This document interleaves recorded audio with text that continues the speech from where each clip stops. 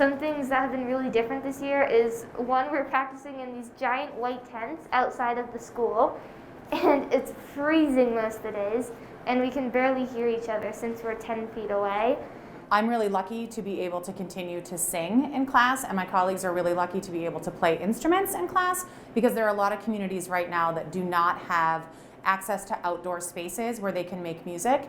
So we're very lucky here in North Andover to have that opportunity. Miss LIACOS has a mic that she uses, like a portable mic that doesn't have like a land wire. And that helps a lot since we can't see her or hear her that well without it.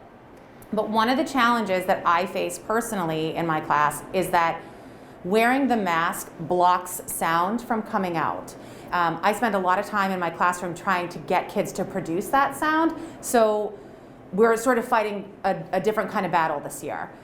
Miss LIACOS makes pre-recorded music, but it's not the same as having an instrument that's out there with us. And without that, we can hardly stay on tempo sometimes, and it's really hard because everyone's wearing a mask. We can barely hear them. Another thing that's challenging for me is that in my classroom I have a beautiful grand piano, and I'm not really able to use it right now live and in person with the kids. I am doing a lot of pre-recording of accompaniments, pre-recording of vocal lines, so that I can then bring it outside with us so they can hear accompaniment, hear their vocal lines. Because when they're outside, spaced 10 feet apart from each other and wearing a mask, they cannot hear the student singing to their right or left. So they feel very vulnerable and very exposed. But with that backing track, they feel a little bit more supported and a little less vulnerable or like musically naked, I guess. That's how I explain it to them. When we're singing outside, the band students are right next to us, so we can hear them playing their instruments, and sometimes it can be distracting. And sometimes across the street, people are eating lunch or in their cars with their windows open, and it makes us nervous because then they can hear us singing. I will say that there are certain classes that are really rising to the occasion out there.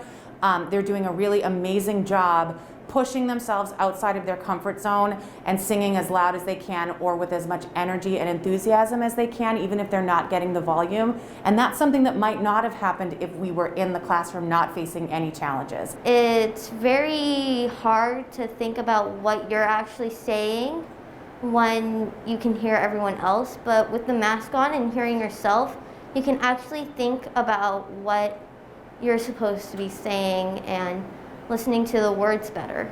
It's really hard because just all the elements of the weather and just with the mass overall, it's really different, but I think it's made us become better singers, and it's just a new experience that we can learn to adapt to.